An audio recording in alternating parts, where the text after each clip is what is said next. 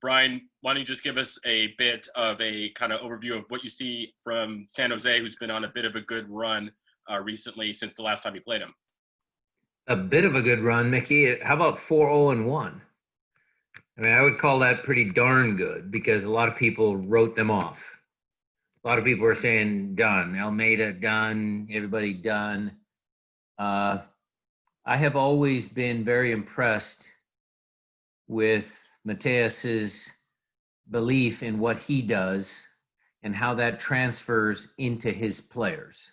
Because whenever you watched San Jose play, they always had a belief that they were doing the right thing in the system, all of that sort of stuff. Yeah, they took some brutal results. I totally get it. But when you as a coach still, after a run of results like they had, were able to keep the ship steer, you're still moving forward, you're still going ahead, is almost more impressive that he could keep that group together. And now they are bearing some of the fruits of, what his original outlook was, what his original plan was, which is to play an unorthodox style, but it's true to who he is. And all credit to them for, having a good run of 5 games. Coach, I'm going to go a little bit off topic. Can you provide an update on Gustaf and Javier, and have you spoken to Raul and their? I have not spoken to Raul. We have talked through different sources, different people. I have not spoken to Javi, and I've not spoken to Gustaf, but they are in market and being tested on the testing cadence. They've been training individually, and they will rejoin the team at the appropriate time when they've passed all the protocols. Brian, on that same note, how much do you guys study film from their national team appearances? We got Jorge Garcia, our film guy, gave us all of Javier's clips from his 2 games, all of Gustaf's clips from, his game, Raul's clips. I try and watch some of the games. I know Gonzo and Jimmy watch some of the games. Preki, they watch some of the games. We keep tabs, but I wouldn't say, Nico, that we actually break that film down and do the extensive amount of work that we do when we watch our own games. Do you feel like there is a correlation or a connection between, them having good performances, whether it's for confidence or for anything else, as they come into the Sounders? Yeah, sure. I mean, I think you said it very eloquently that Javi had a good game and they had a good result, a big result. And so how does that translate when Javi comes back to Seattle? He should have plenty of confidence because, there were some good results for him and his team.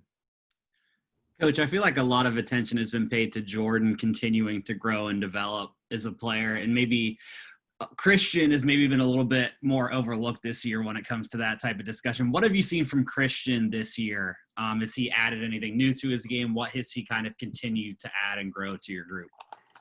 God, I just love these layups, Matt. Thank you. Nice to see you, by the way. Look, Jordan is getting a lot of attention, and deservedly so. Goal scorers always get that attention. That's always kind of the way it goes. So we get it. Christian scored a couple goals the other week, and then all of a sudden Christian popped back into the conversation. Oh, he can play out on the wing. He is goal dangerous. All of the things that we already knew. Christian continues to be one of the vital pieces to our team, along with Nico, along with Steph, along with Gustaf, Yaimar, Roman, Kelvin, Jordan. He is part of the Seattle Sounders. He knows what our expectations are. They're lofty, they're high. We set a high bar, and he rises to that challenge all the time. He is one of those guys that coaches just love to have because he works hard, trains hard, plays hard, studies, does everything we ask, team guy. I mean, he's great. And Christian is a guy who he's so versatile that you've used him in different ways over the years, almost in maybe an imperfect comparison, but Brad Evans was kind of deployed similarly in different ways, being able to get plugged in. And I know Brad got a little bit tired of that after a while and kind of wanted to fill one role. Has Christian ever pushed back on his usage or where he would like to ideally play, and how have you managed that with him? We've had conversations. Matt, but he's never pushed back. I would not categorize a conversation with Christian more than, yes, I'd like to do that. I want to help the team. Sure, I can do that. Of course I can do that. That's the kind of team guy he is. Not to say that Brad was not a team guy, because you are absolutely correct. Brad added a lot of stuff to this franchise over the years. And sometimes, yes, guys that are bounced around they don't feel settled. But so far, Christian has never pushed back. He's the ultimate team guy. Hey, Coach, obviously you were programmed to play this Wednesday. How were you able to use perhaps that time to, I don't know, either let guys rest or practice? How did you use that to your advantage? Well, we gave them one extra day off. So, we already had an off day planned, but then they did a regen and we gave them an off day.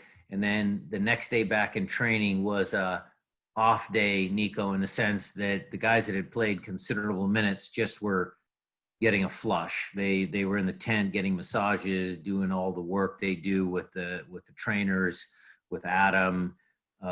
So they got an extra day off. So hopefully that will result in a fresh squad, both mentally and physically.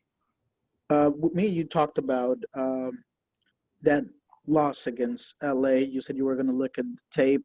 Did anything stand out after you rewatched that game that, yes, it was very complex or different? Yeah, well, it didn't stand out in many ways to what we actually felt on the field. I mean, there were some heavy legs. That was evident both on the field and on the tape.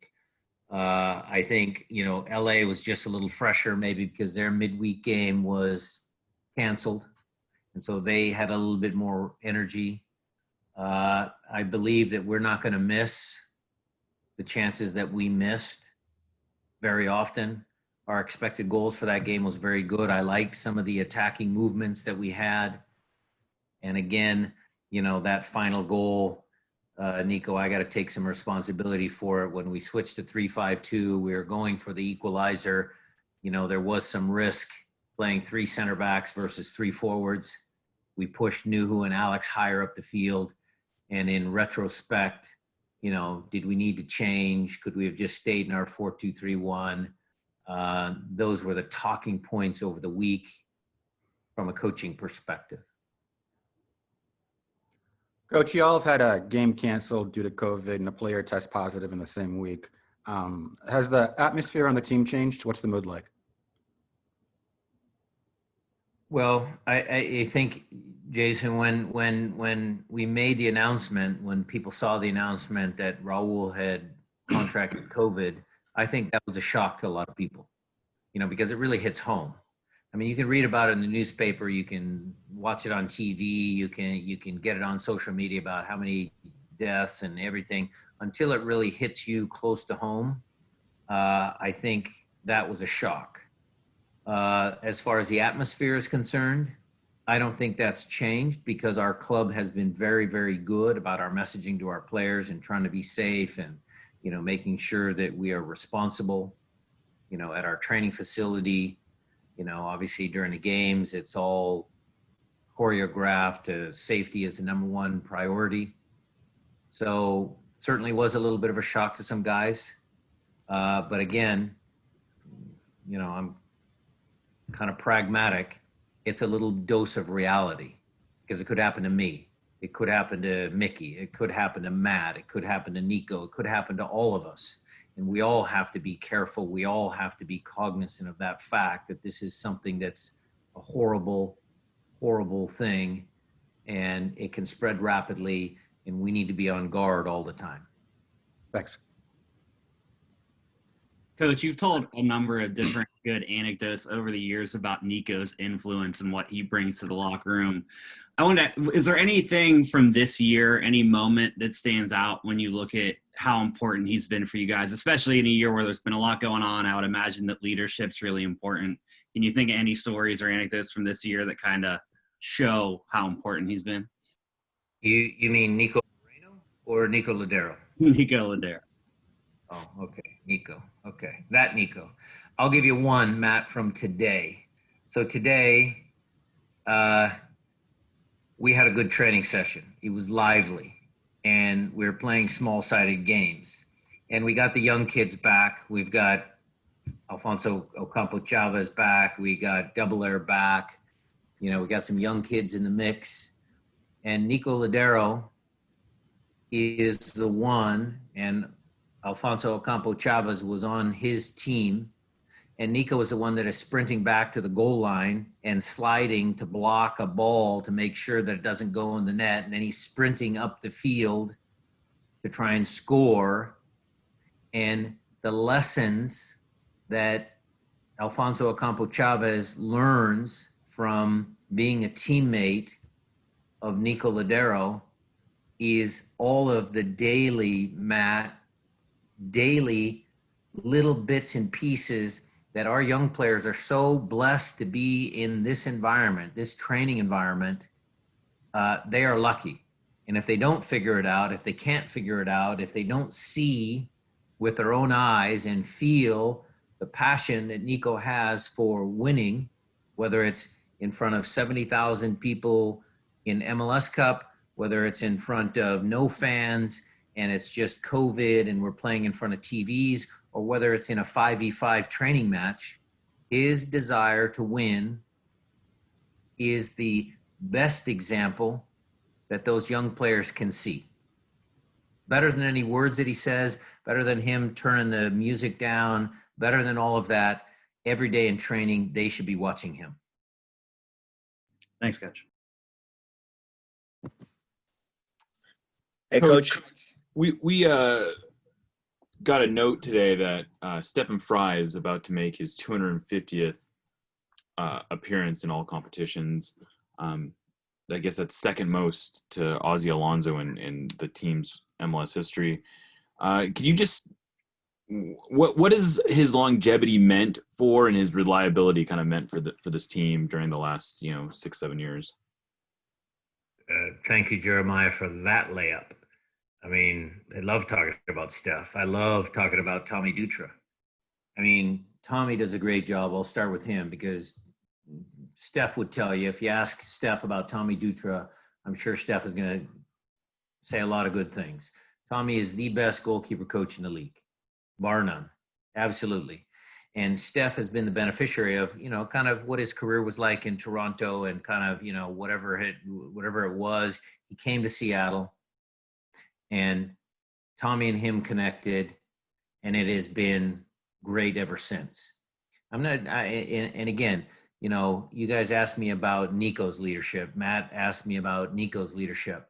Well, I'm watching Steph and Tommy work on a daily basis with Trey Muse, with Stephen Cleveland, and Steph provides leadership for those young goalkeepers. And he graciously, effortlessly, always gives those young goalkeepers some of the little bits and pieces of information that he has gleaned over the years. Through Tommy, through his own experiences, he's always willing to give those young guys little bits of information. As co-captains, as, whatever, the guy in the huddle that talks, he's always had a lot of leadership inside the locker room. Because sometimes goalkeepers can't be on the field and, talk to the referees and all that sort of stuff. But his leadership is always on display in our locker room, on the training field. And Jeremiah, I couldn't ask for a better character guy. Again, for Tommy, character is everything. And Steph fits the bill. And then after we talk about all of that, then I would tell you, Jeremiah, how many times has that guy made saves in a game that has kept us in games, that has propelled us on to victories? I mean, countless times. The save, MLS Cup, that's just one of many that he's provided for us over the years. Hey, Coach. I got on the call late, so I apologize. And I don't know if you answered this, but I got a note that Ziggy Schmidt was elected to the United Soccer Coaches Hall of Fame, and just kind of wondering, what influence and obviously the relationship you had with him and what he did for America, for American soccer. Well, Ziggy was certainly a mentor to me. I maybe I missed that, Maz. I know he was voted in the Hall of Fame, the National Hall of Fame years ago. Certainly deserved of all the recognition that he has accumulated over the years of winningest coach in MLS history. So, again, that's a layup question. Ziggy was a great man. He was a great coach. Treated me very fairly. I have nothing but good things to say about Zig. Yeah, sorry, Coach. It came from the LA Galaxy. That's why so anyways, thanks for that. Okay. Coach, just to follow up on the San Jose talk, what has been the messaging to the team, given the fact that they're likely to be looking for a little bit of revenge, and just what do you say to a team when you see a run of results like they had, losing some games by 4 or 5 goals? Mickey, another good question. You guys are on point today. I have been messaging. The coaches have been messaging. We already showed them film yesterday. They've got at least 7 reasons to try and kick our butts. They've got all sorts of confidence. The danger for us is to think that we're just going to go down there and show up and, we beat them 7-1 last time. I mean, there is a whole slew of reasons why the messaging for this game, poor result against LAFC, let's get back up on the horse. I mean, there is a ton of messaging going on, Mickey, both through verbal and visual aids, and also what we're demanding of the athletes on the field during training this week to get us prepared for what's going to be a tricky match. Hey guys, let's go ahead and close Brian out. If there's one more, so we can get Steph in here. He's been on the call waiting patiently for his turn, and we'll get Brian out. Is there one final question for Schmetz?